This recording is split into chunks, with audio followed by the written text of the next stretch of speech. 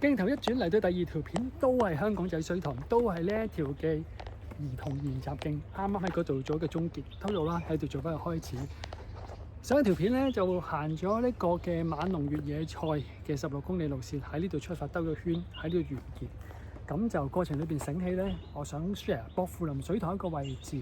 依家我就會喺呢度咧，就行翻過去薄扶林水塘，全程大概係6-7公里度啦。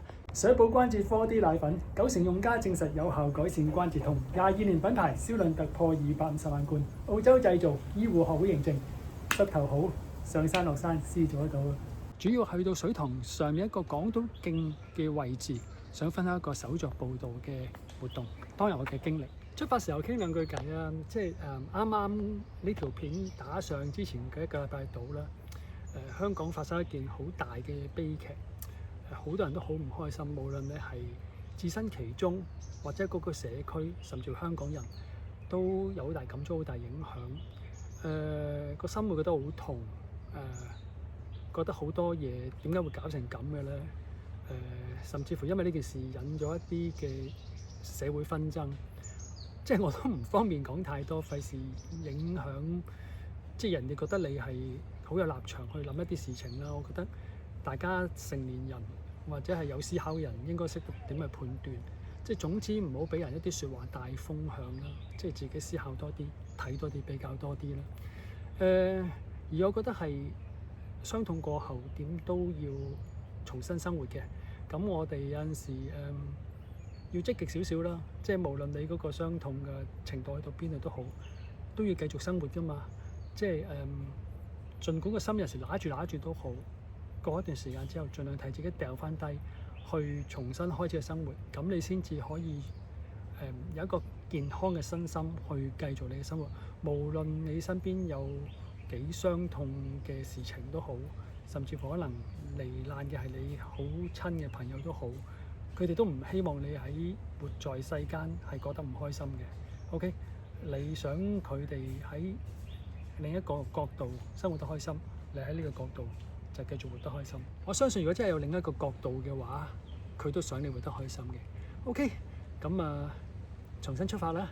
好，點解起步之前有咁大感觸咧？因為手作步道嗰日其實同樣都係另外一個好有感觸嘅事。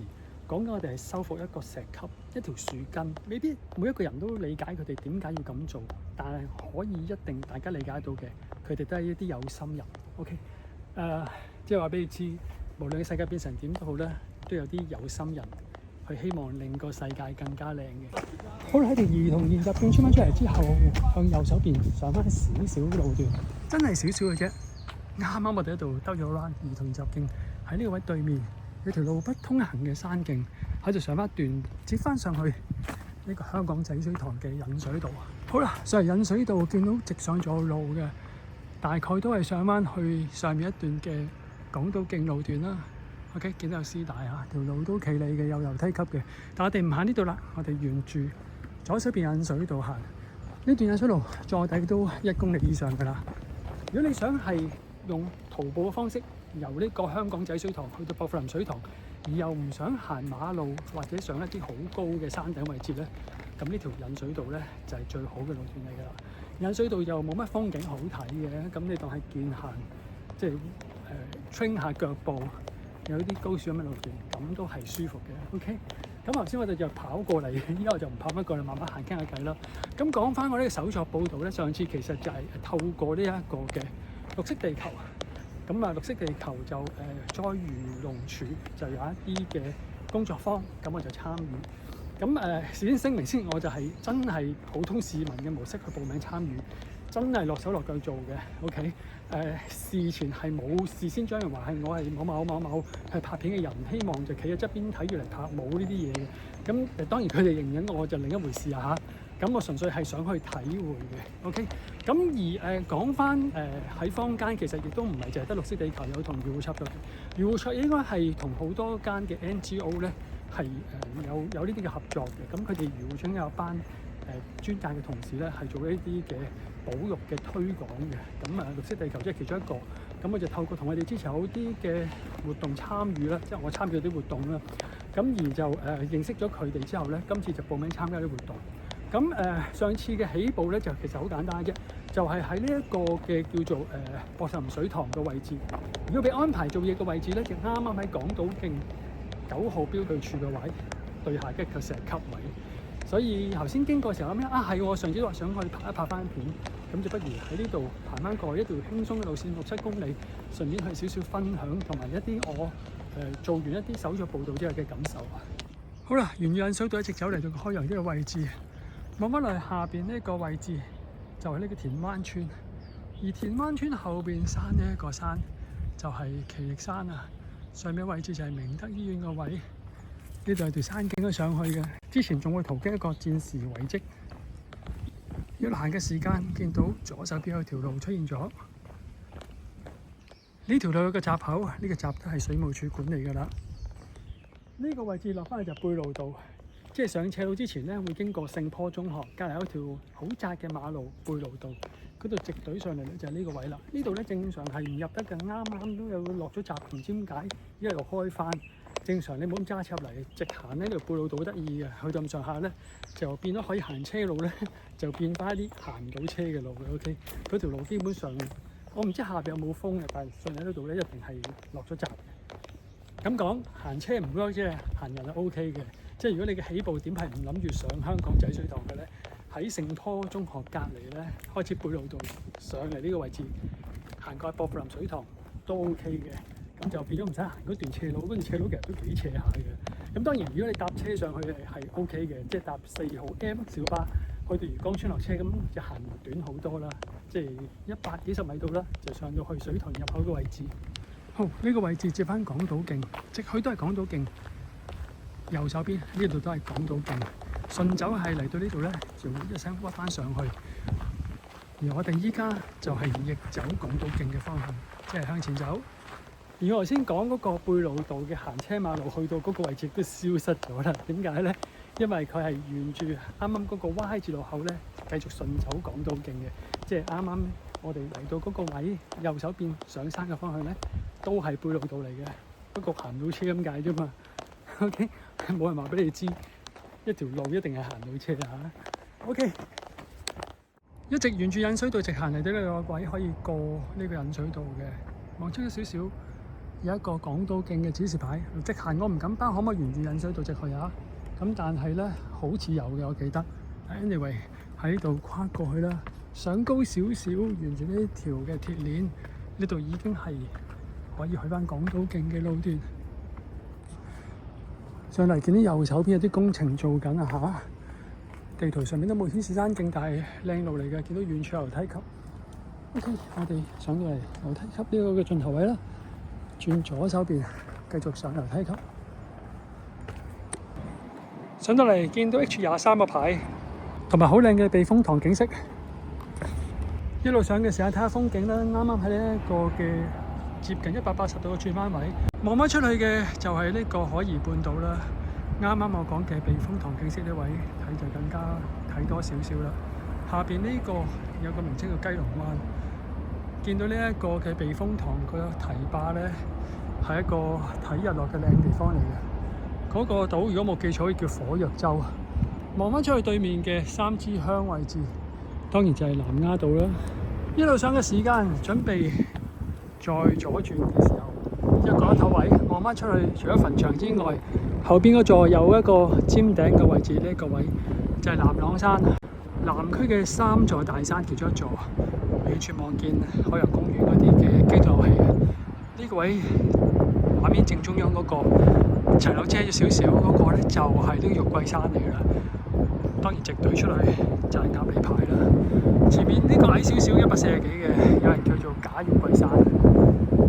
好啦，睇完指引一路行嘅時間，有粒藍色點喎。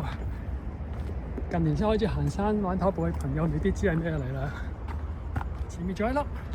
可以分享一下嘅呢一個咧，係一個香港嘅老牌跑會，一班外國人搞嘅跑會。佢哋其中一個好出名嘅比賽，搞咗好多年㗎啦，叫做 RTI Round the Island， 好出名嘅呢個比賽。依家仲有冇咧？疫情之後好似斷咗，依家可能有，但係佢個跑會都唔係好高調宣傳啲比賽活動嘅。咁咧佢有2個圈，類似一個8字咁組成啦，加埋有成64公里嘅。叫得做 Round the Island， 就當然喺個港島區裏邊周圍穿梭啦。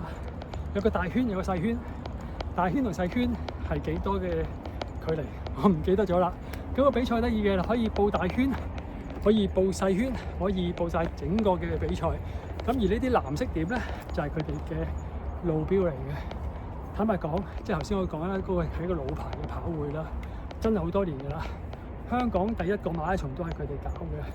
嚟緊繼續㗎啦，喺唔知揸馬之前一個禮拜，咁咧叫 ChinaCo， 喺呢個嘅 ChinaCo， 你估唔到邊度啊？想當年我啱啱跑步都唔知 ChinaCo 即係咩嘢咧，咁正個名，中國沿岸，佢個中文名叫中國沿岸馬拉松喎。咁當然之後 search 路線原來係喺東壩嗰邊，西貢東壩邊，大概係由呢一個雙健廊跑入去東壩，再出翻嚟。如果你係全馬就來回2次過埋西灣路嗰邊，好金嘅一條比賽，我都玩過唔知2次定3次。OK， 咁好老牌跑會嚟㗎啦，有佢都未有揸馬嘅。OK， 咁呢條路咧亦都係好有歷史嘅，呢個 Round the Island。咁嗰啲路標就係歷史遺留落嚟啦。坦白講，時代唔同，社會嘅氣氛氛圍都唔同。你依家咁樣畫個路標，噴啲藍色點喺度，唔俾人孖到你 PK， 都係冇可能發生嘅事。OK， 歷史遺留落嚟嘅印證啦。OK， 唔知仲有冇呢個比賽咧？有我都想玩下嘅。好啦，好近嘅電塔底，有個分岔路，上定落咧，望一望確定啲先。睇完啦，我哋繼續上。不過啱啱見到地圖咧，有啲嘢醒起想 share 俾大家嘅。首先嗱，依家個地圖 cap 咗度啦，個位置都算係正確嘅。呢條咁靚嘅樓梯級，頭先落去係一條比地圖上面畫咗一條灰色嘅路線，即係有啲行山朋友認嘅灰路，即係話係啲難啲嘅路。咁但係事實上你見到有啲樓梯級咁落去啦，就應該唔係好難嘅路段啦嚇。咁而好得意嘅落低少少咧，我哋常用嘅離線地圖咧，又標示咗一個名稱俾佢咧，就叫做官方路線。嗱，呢個又係嗱，我唔係話佢錯啊，佢都係有心人想即係幫大家描述啫。咁但係咧，我又有啲覺得係要解讀清楚少少，何謂官方路線咧？可圈可點喎。咁如果你冇 mark 住官方路線嘅描述，咁係咪等於非官方咧？依家行嘅呢條係講緊係叫做港島徑喎，都應該係官方啦，係嘛？咁即係我想做個比例啫，我唔係抽秤呢位朋友 ，OK？ 咁呢個官方描述個名稱冇乜意思嘅，即係如果係嘅話，咁地圖上面所有都應該係官方，或者你冇描述到官方嘅，就應該係非官方嘅咯喎，係咪？計威嘅啫呢啲嘢。咁所以我覺得唔係太過合適。與此同時咧，我諗用得官方嚟形容嘅，可能個心態係就話喺地政署出嘅地圖上邊係有嘅。咁可能大家有個概念就係官方啦。呢個我講好多次，講到個口有啲乾。其實地圖上面有嘅路都唔係真係一定行得到啦。即係如果你認為喺一個1:20000嘅官方地圖上面有嘅路線就等於係官方路線嘅話，其實可能有啲係密林小徑嚟嘅咋。有機會隨住年月嘅改變而封咗，打風落雨啲樹冚埋冇咗。咁唔可以認為地圖上面尤其是係地政署出嘅地圖有就當係有路，咁呢個概念係非常之錯嘅。OK， 咁嗱，都係嗰個咪抽秤嗰個朋友有心人先咁寫落去啫。咁佢又唔係做啲古靈精怪嘅描述。如果主要帶出呢樣嘢係想睇地圖嗰啲朋友睇嘅時間要點樣去消化裏邊嘅內容，即係正如頭先我一開始片頭所講啦，資訊泛濫年代，即係睇完有啲嘢都 fact check 啦。同樣地圖如是嘅，即係唔好見到官方地路線就假定佢係一個靚路 ，OK？ 唔好見到地圖上面有寫住灰路就當一定係爛嘅路，或者係見到有路地圖上面冇嘅就當嗰條唔係路，係要消化嘅 ，OK？ 好，上嚟呢個位置見到一個落華富村嘅位，如果你係沿續港島徑嘅就向上走，撤退嘅就向下走。而我哋當然唔係向下走啦，頭先所講嘅官方路線都係向下走之後嘅路段嚟嘅。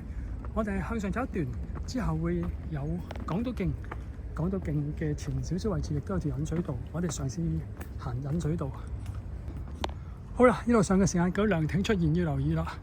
引水道喺前少少嘅位置，左手邊呢個嘅扶手欄杆側邊。港島徑就係直上去嘅，我哋轉左手邊。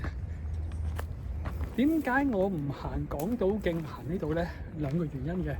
第一，啱啱我哋嗰條16公里嘅馬龍路線咧，就喺上邊落嚟嘅。咁之前係走一段港島徑，即係同呢度基本上係成水平嘅，不過高少少嘅海拔，就喺上邊咁樣喺嗰邊咁跑過嚟。咁變咗啱啱我行完冇幾耐，我就無謂行翻過啦。有興趣嘅可以睇翻馬龍條片，應該係對上一條片嚟嘅啫。OK， 咁所以依家我就喺低少少位置咧，就轉咗入嚟啦。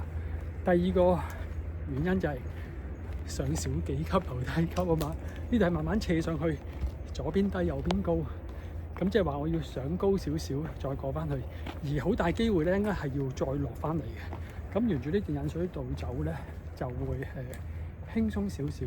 咁而望見到引水道咧，有少少想分享。頭先入嚟嘅時間見到一粒藍點，即係頭先我所講嘅 Round the Island 嘅路線咧，都係沿住呢度跑。仲有一個好得意嘅地方，佢係每年會調轉個方向嘅，即係有順走逆走嘅。即係今年可能我咁樣跑咗去嘅話，下年就調翻轉咁跑過嚟。OK， 咁點解會有一啲印象咧？頭先馬龍條片我已經想 share 嘅啦，不過嗰個有個膊，有啲叫做欄杆喺度咧，咁我覺得應該唔係嗰個位就冇提啦。咁依家呢度冇啦，咁想講咩咧？其實咧嗱，呢啲引水道咧就好窄嘅 ，OK， 基本上一個人過嘅啫。咁但係咧有時比賽嘅時間係好難控制嗰刻嘅人數係幾多噶嘛。咁有時人多嘅時間咧係基本上要攝身過嘅。咁我想 share 個古仔就係咧，嗰次應該係就真係玩 Around the Island 嘅。咁就跑嚟呢個位置嘅時間咧，咁有國外嘅人咧，咁其實我大概前後都有人嘅。咁佢咧就應該係想pass 想過，咁佢好似係有嗌 pass 嘅，咁但係跑住去啦，咁就嗱，咁你正常我依家跑緊，咁我應該行緊一個人嘅身位啦，呢條路係唔夠兩個人並排嘅，即係如果你兩個人咧，你係要窄窄地咁攝過去，咁而嗰個人咧係要行埋少少避一避，咁佢就好進取嘅，咁佢就沿住側邊咁跑啊，即係呢度咧呢啲位咁樣點樣啊？即係喺呢啲咁嘅位跑，即係一隻腳位。跑咁上下咧，就我諗唔係有人逼佢嘅，而係佢自己失平衡，咁就跌咗落去呢一個嘅引水道。呢度唔係好高嘅啫，大概可能係我企咗落去之後咧，到我膊頭度啦。但係佢非常之好身手，乾坑嚟㗎嘛，即係你一見到啦，即係好多時候呢度都應該係冇水嘅。咁佢跌咗落去之後咧，非常之好身手，係咁咧繼續沿住條引水道咁跑住去，咁去到某位先跑翻上嚟。堅型，佢嗰下係落去咧，係冇撲親冇剩嘅，係好似唔講以為係佢專登掉落去嘅。咁 anyway 啦，即係帶出我即係上一條片都有講過，即係話比賽有陣時都會失言嘅情況。有能力過得到先過咯，或者提一提，千祈為人為己，唔好夾硬嚟。呢度就話引水道，就算唔係好新手跌落去，可能都係撲一撲啫。有啲崖邊就唔係咁講嘅。好啦，接翻就石屎路港島徑。如果我哋頭先行港島徑咧，就係呢段斜路咁懟落嚟嘅，啱我咪走出嚟，仲俾呢棵樹冚個頭添。見唔見到後邊呢條路咧係斜路嚟嘅，起起伏伏嘅。而頭先我哋行嘅引水道咧，基本上都可以叫做全平嘅。嗱，少少行山路況判斷嘅，可以叫心得嘅 share 俾大家啦。唔係100%肯定，但係可以參考。通常喺地圖上面見到好似類似咁嘅路段咧，即係一邊山徑。一邊係講緊引水道咧，通常嚟嘅引水道嗰邊咧都係平緩少少嘅，因為佢要引水左向東、左向右流或者右向左流都好咧，太大嘅上落咧都係引唔到水嘅。OK， 所以基本上唔會個攀升嘅幅度太大，但係山徑就冇咗呢個元素喺呢度。佢未必係好大嘅攀升。喺地圖上面你未必會睇到，因為係一條等高線以內，即係講緊20米6層樓以內嘅範圍。OK， 咁你係可能喺地圖上面真係見到佢好似好平緩，但係話俾你知，1樓6樓1樓6樓1樓6樓，你係會死嘅。OK， 即係你係會好辛苦啦。OK， 但係呢啲喺地圖上面係睇唔到嘅。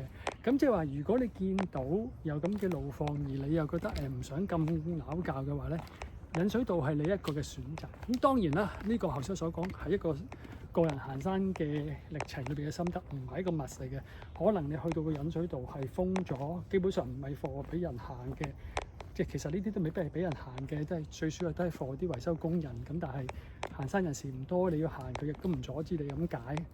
OK， 咁有啲真係 block 咗嘅，或者係好崎嶇嘅，都唔定，唔係100%。咁但係係可以一個參考嘅數值咯。當然都有啲會好斜嘅，即係例如好似講緊係荃灣嗰邊，有一段都幾斜嘅路段嚟嘅。咁佢主要係水向上而下咁流。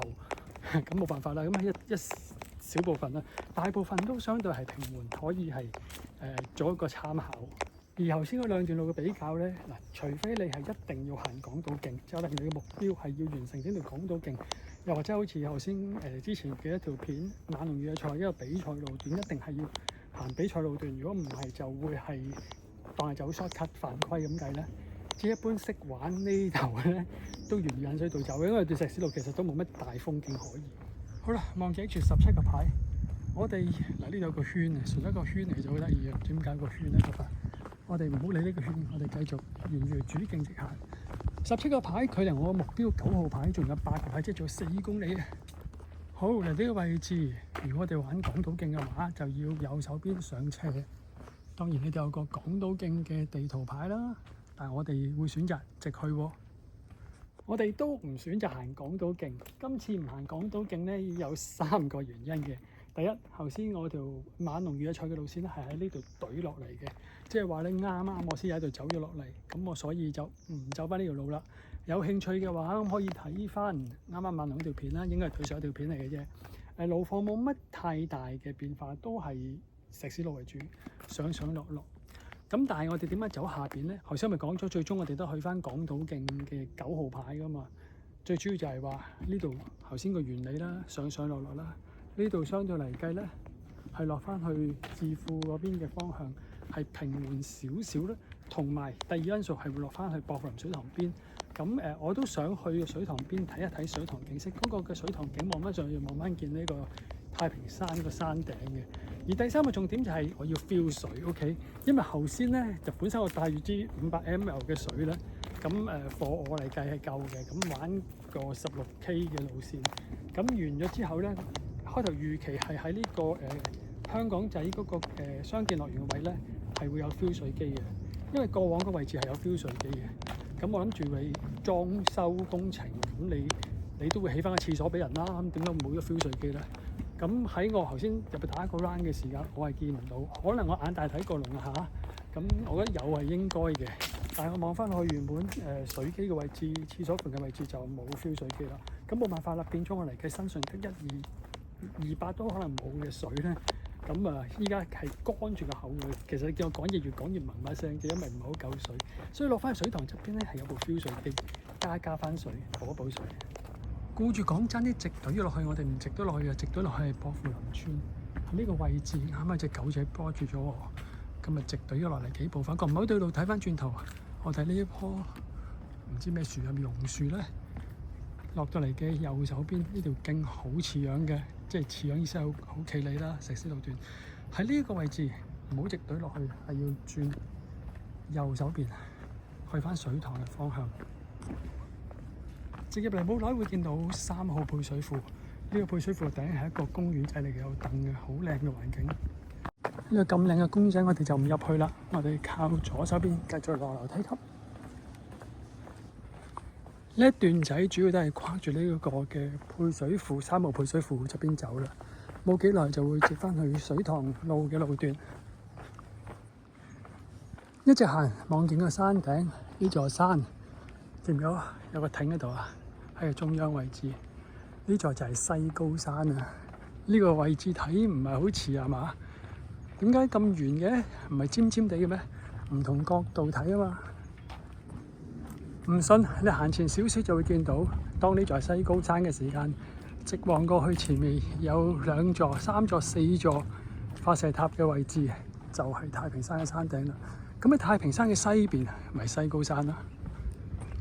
好啦，呢個路口要轉翻港島徑啦，直去又係港島徑，轉上去又係港島徑，直去係順走嚟嘅方向。如果我哋繼續直去，係逆走港島徑，轉右手邊上就係順走。呢度係薄扶林公園啦。嗱，我哋直落一段之後咧，都會離開港島徑嘅。點解我哋去9號牌，但係之前又要離開港島徑咧？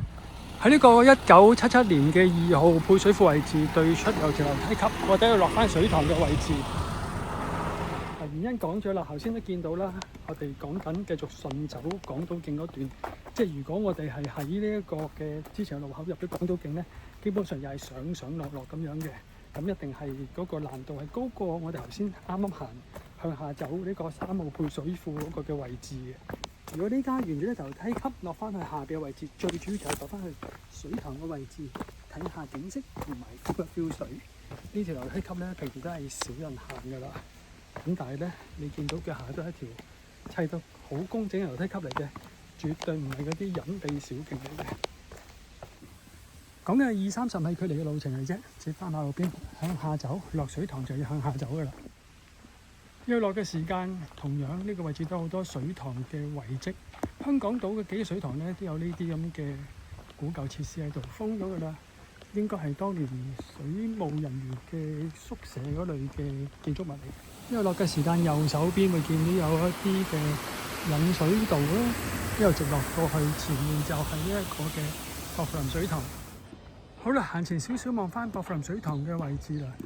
呢邊咧係冇路可以好近距離接觸到水塘嘅。啱啱落嚟嘅時候有一個位嘅，其實不過我冇落到去。我冇落到嘅原因係諗住呢度會有得落去近距離，即係一啲灘邊，即係水塘邊嘅位置。結果係冇啊嚇！即係如果大家係想親水塘邊嘅咧，一落嚟頭先個位置咧，就已經有條小路落翻去水塘邊嘅啦。OK， 最主要唔係想落到而係冇咁罩住睇啲景色靚啲，即係你會望見整個嘅水塘景。要嚟到呢個位置嘅時間，有個洗手間喺呢個位置。嗱，我就上去睇翻我曾經嘅傑作手作報道啦。即係如果你係冇咁嘅需要嘅話咧，你其實直隊翻出去咧，就會係馬路邊。我唔記得叫做咩路啦。有車出翻去金鐘，有車出翻去呢個堅尼地城，可以俾你轉翻港鐵，係非常之方便嘅。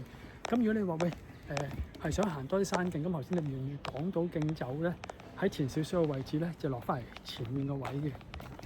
好啦，我嘅短期目標喺度出現啦。就係呢個嘅水機，如果咧上翻港島徑路線嘅位置都係呢條樓梯級上。斟完水呢位置 share 翻少少當日做呢個手作報導嘅過程啦。我驚落翻嚟之後天黑啊！呢個位置咧就係我哋嗰日集合個位嚟嘅，咁喺度做啲簡單嘅 briefing， 即係做一啲熱身啊，大家互相介紹一下之後，因為有啲新朋友嚟，我嗰日都係一個新朋友啦，咁就喺度正式起步啦，咁大家喺度攞工具上去啦。咁我哋大概好似係20個人到啦，4-5個人一組就分咗4組，就每一組咧就有一啲嘅漁護署，我唔知算係職員定係啲外判嘅師傅啦。咁佢就好有經驗，真心好有經驗。咁聽講好多嘅報道，其實係佢哋一手一腳做出嚟。咁佢哋就帶住我哋一班嘅義工，每人大概就分咗4-5個義工到啦。咁就喺度拎住啲工具，咁啲工具有鋤頭啦，咁啊〜有唔同類型嘅鋤頭，個名我突然間我個腦轉唔切，醒唔起叫咩名啦。咁總之就4-5件有啲好重嘅，係啦。咁就喺度攞上去，攞到上去呢條樓梯級直接翻去呢個港島徑。咁好在我哋港島徑做嘢個位咧，就喺呢個 H9 個位。呢個上到去嘅 H9 至 H10 之間，就左行一段仔咧就到噶啦。好啦，呢條樓梯級平時上就冇乜嘢嘅，即係都唔算一啲好恐怖樓梯級啦。但係當你攞住好多工具，有一啲鋤頭啊，我記得我攞嗰條好似叫洞挑啊，係一條好粗好直高過一個人，我諗係大概係200 cm 度啦，但係全鐵嚟嘅，好實淨嘅。前面就再駁住支鋤頭，佢咪係啲師傅自己研究嘅，係要嚟俾你撬啲石嘅。咁我就攞咗支嘢咧，想行上去。呢度上嘅時間，見到呢個位置應該係要開心啦，因為樓梯級應該算係上完㗎啦，還而再上一段仔就到。前面數面頭先遠處望見嘅西高山，喺呢邊上係可以沿住西崖嗰邊上去嘅。直往開陽位之前，右手邊有條樓梯級，呢條路犀利啦，就係上呢一個嘅西高山嘅西崖路線，就呢度上去嘅啦。曾經都拍過片嘅啦，你話係咪好難呢？初階朋友不如啦，資深朋友唔覺難嗰隻啦。喺呢節望翻出去有座興建中嘅樓盤，再行前少少就係瑪麗醫院嘅方向。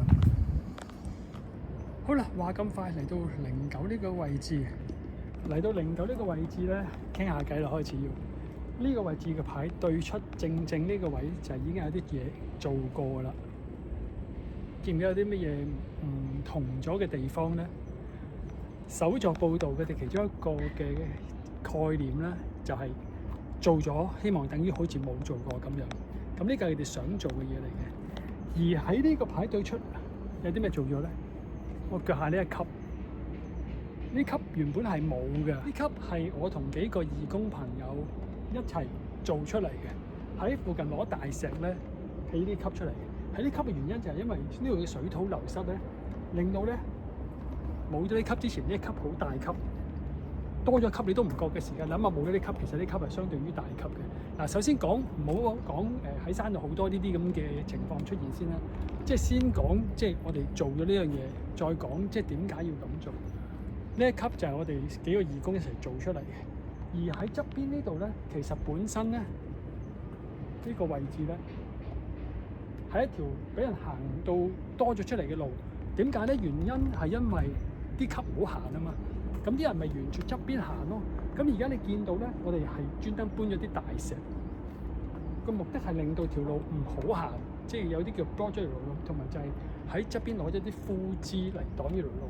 即係當然啦，有啲跑山嘅朋友，可能我都係啦嚇。咁我都會諗，曾經我成日都會諗，喂，條路咁側邊明明可以行得，點樣幫住佢啫？咁我呢度好行啲喎。咁但係我哋另一個角度睇，如果你唔做一啲嘅修復，條路就會越行越爛。而呢條正規嘅路就會冇人行。咁大家都咁有心去做翻好條路俾你行嘅時間，側邊唔好再破壞佢，咁都唔係一個好過分嘅決定咧。而再行前少少咧，同一啲你依家就咁睇係唔覺有嘢做咗嘅路喺度。我腳下呢嚿，我隻鞋呢個位，原本呢幾嚿石係冇嘅，呢度條樹根，佢哋做咗個動作咧就叫護根。你見到啦，喺條根兩邊嘅石咧，即係腳下我呢幾嚿啊。其實係喺周圍咧揾一啲配合到條根嘅位置咧，圍翻住佢，再鋪翻啲泥上去。其實目的好簡單，就係唔想你踩到條根 ，OK？ 令條樹根周圍嘅樹可以繼續生長。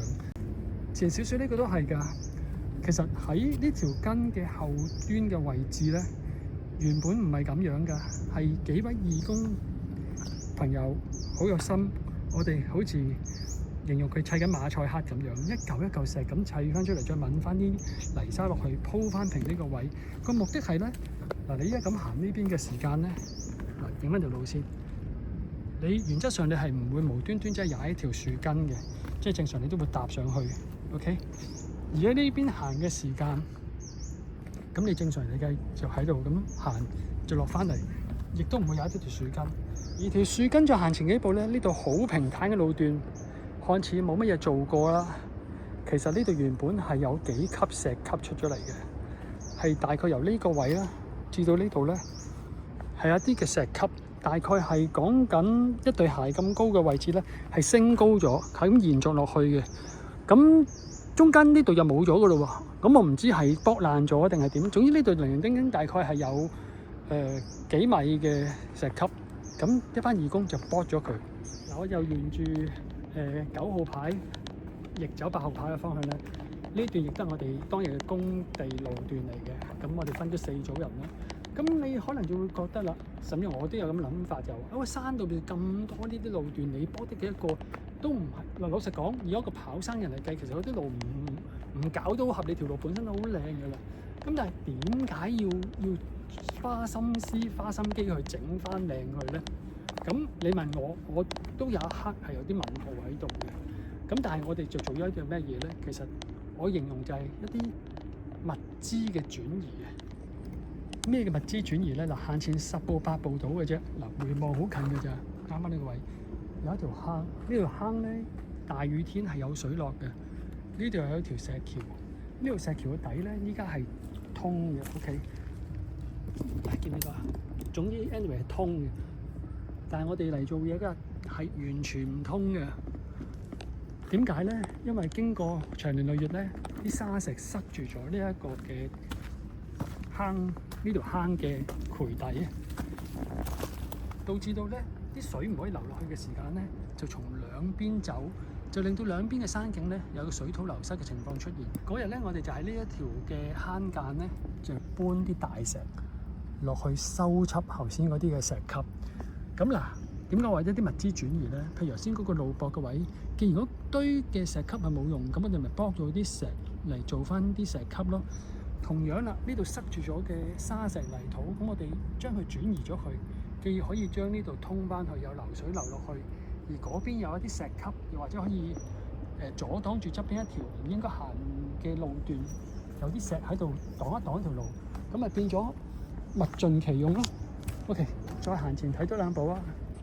真係睇多幾步嘅咋？呢度本身有條坑流山間流水落嚟嘅，咁但係咧日子耐咗啫，有條支流喺呢個位就流咗落嚟。咁但係流落嚟嘅時間，如果冇一啲渠將啲水引落去咧，同樣啦，又會兩邊走，令到呢度咧水土流失。點解啲樹根會突晒出嚟咧？本身啲樹根係生喺啲泥土裏邊噶嘛，因為啲水土流失令到條根蒲咗上面啊嘛。咁一班有心嘅義工咧，呢條坑啊係我哋鑿出嚟嘅。我唔敢用我哋，因為我冇份。係班義工朋友啦，搬啲大石砌兩邊，開條坑出嚟，下邊都仲有石鋪住嘅。聽到呢度，你可能有2個嘅問號喺個腦裏面轉緊。第一，喂，點解呢啲嘢要我哋做啊？第二就話一個唔熟手嘅人，義工做幾次就可以做啲咁嘅工程出嚟。一個石，我同你講係唔輕嘅，即係呢嚿咁大嘅石，我腳下呢嚿，嗰日係有嚿等於呢嚿3嚿到啦。因為塞住咗前面嗰條渠嘅位，我哋係要拎走去嗰水大石。我嘗試過，即係跟住搬唔走啦。咁啊，師傅就揾個大嘅錘就剝散嚿石。咁我見佢剝咗幾下，即係真係散嘅，見到。咁趁佢行開邊休息嘅時間，我就攞住個錘想試下揈落去啦。唔係嗰行就唔係嗰行，即係我又後生過佢，但係技術就係技術。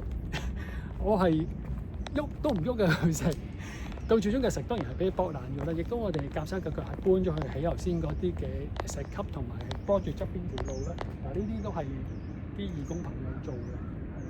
目的就係話唔想條路越開越多一啲嘅冇修葺嘅路，而導致條路越嚟越爛。OK， 嚟到前少少啦，呢一條坑又係佢哋搞。其實啲手工真係好掂，仲有啲石咧砌到幾鬼死靚。我哋大概係由朝頭早10點鐘到做到下晝3點鐘到啦，3批人。更加厲害嘅係咧，前呢幅嘅石牆啊，到㗎啦。呢幅石牆都係呢班義工朋友整嘅，一個師傅就帶住4個到啦，有心人就咁樣一個個石懟咗出嚟，砌咗呢個駁出嚟。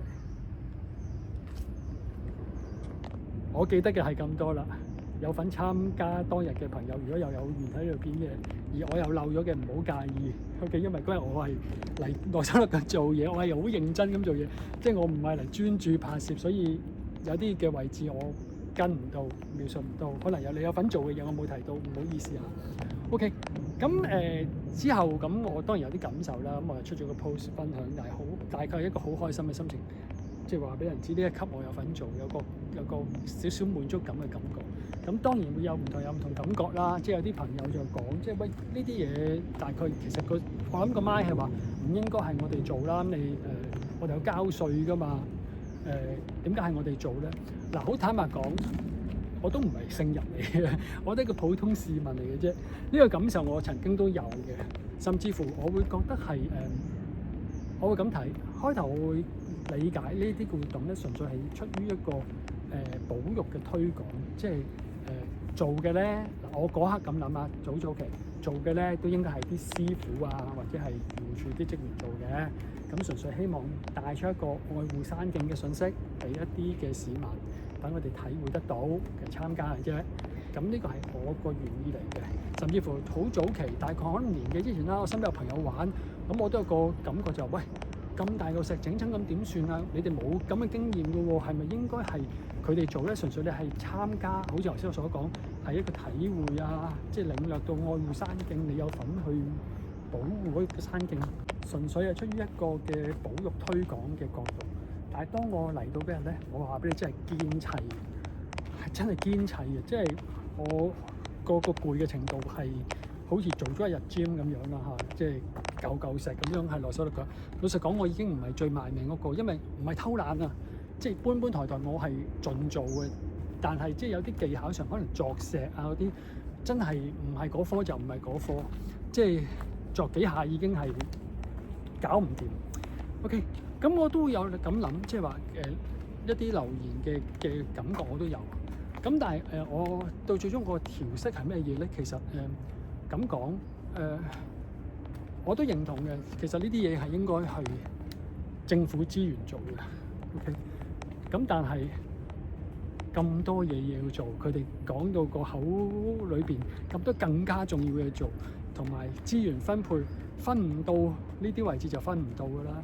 咁我哋作為一個會參與山徑活動嘅人，咁如果可以做到一啲嘢係能力做到嘅，咁咪去當係一個體會咯。咁你問我，其實係咪一條樹根真係要咁樣去修葺咧？尤其是我喺山度走咁多嘅人，大把露出嚟嘅樹根都有啦。呢一級其實大級啲都有啦。為咗一級，其實啲好工整㗎咯喎，要專登花人去做，係咪真係有咁嘅需要咧？我唔敢100%一定有，但係既然如果自己能力可以做得到嘅話，咪當係一個體會咯。OK， 喺個過程裏邊，咁我真係有建設性做咗一個石級出嚟，仲可以同人講，你經過呢9號牌呢級係我做嘅，唔係我有份做嘅。OK， 咁而你又有個過程有啲得着，起碼你知道第日走落條山徑上邊，望見條樹根，除咗個安全角度之外，可能條樹根會跣之外，你會諗下曾經有人會係咁樣去修復條樹，佢會修復條樹根而做得咁多嘅功夫嘅話，你係咪唔應該踩落去咧？或者當你好心急時候，你想去開闢一條山徑嘅時候，你諗下你其實你嗰下你可能係會破壞一條路，係咪有咁嘅必要性咧？即係一啲你付出咗嘢係會令到你會思考多啲嘅嘢，咁嗰啲係我覺得係放我嘅得着咯。你當係一個等價交易咯，我做咗少少嘢，但我又攞翻少少嘢咯。咁你話喂，至於係咪即係政府做？喂，咁佢唔做，咁你係咪由佢啊？你當自己體會多啲咯。甚至乎你可以引以為榮，第日佢話俾人知，我做咗好多喺呢方面嘅嘢，你話俾佢知我做㗎，你唔好攬晒啲功勞上身啊！我覺得最重要嘅一樣嘢咧，唔係我整咗個級，我都講咗個山咁大，我整得幾多個級，而係帶出個好重要嘅信息，係我哋點樣去強調我哋係願意為咗山徑嗰個嘅自然感去一個付出。以我接觸嘅部門嚟計下，我相信係管理山頭上面嘅，佢哋都應該係愛惜個山嘅，即係盡量都希望可以令到佢有翻一個大自然嘅角度喺度。咁但係未必係每一個人，我唔敢話官員啦，即係每一個決定嘅人都有咁嘅諗法嘅。我哋要做多啲去令到知道，其實係有一班人係希望可以個山頭上面維持翻一個山頭上面嘅景色。當有一日有人想搞嘅時間，咁你都可以話俾佢知，喂，你諗下，無私付出嘅市民都願意守護住佢。希望有翻個屬於大自然嘅景色喺度，係咪應該真係你受薪去做嘅人都應該係要去維護翻呢一樣嘢咧？我唔知有幾呢個影響力會唔會有喺度？咁但係都係嗰句咯。有陣時你又唔係叫抌副身家出嚟，又唔係叫你瞓身幾個月喺度做。咁有陣時有啲嘢耐唔耐去體驗下，咁又可以有些微嘅發揮效果，做到嘅咪盡做咯。好啦，落翻嚟呢一個嘅配水庫位置，咁落翻下邊咧，出翻去馬路邊就結束今日嘅行程啦。沿路落翻去水塘邊就結束今日行程啦。咁結束嘅時間，可能有朋友聽我咁講都有興趣想去體會一下，究竟呢個手作報導係點樣嘅咧？即係一啲老工人係點樣去用一啲最原始嘅方式去圍個山徑，取之於山，用之於山咧？如果你都想去了解下嘅咧，sorry我係即刻答唔到你係咩途徑揾得到，但係我會咁睇，因為係主導件事都係漁護署嘅 ，OK， 咁係漁護署拍咗好多 NGO 咁去做，即係非牟利慈善團體啊，咁你可以去漁護署嘅網頁揾一揾，或者係我今次嘅活動係透過綠色地球咁去 join 嘅，咁可以入翻綠色地球個網頁留意一下。咁亦都頭先我開始講咗，唔單止係綠色地球去做呢樣嘢嘅，咁好多啲非牟利嘅慈善團體都有做，咁可以定時入去留意下咯。即係或者你喺AI search 下手作報導，咁可能都會有一啲相關嘅組織資料會揾得到。只要你有心揾，依家其實係冇乜嘢會揾唔到嘅應該。好啦，落翻水塘邊啊，好多鏡頭啦。剛剛講嘅水塘後邊太平山景色就係呢個位置啦。去到最後仲有咩補充咧？當然係提大家訂閱我 channel 同埋 share 俾你長新交友嘅朋友啦。你哋訂閱支持好緊要嘅。如果你係長期睇我片又冇訂閱嘅話咧，其實你係有少少對我唔住嘅。OK， 嗱講笑啫。訂閱係有助咧 YouTube 去 share 我嘅片出去嘅。咁如果你係有睇開嘅咧，係免費嘅。OK， 你只要剔個掣，咁我片上嘅時間你就會知道啦。OK 啦，分享為此啦，希望大家會中意啦。下條片再見，拜拜。直行多2步出翻去就係薄扶林道，大把車出翻去中環同埋呢個灣仔嘅方向。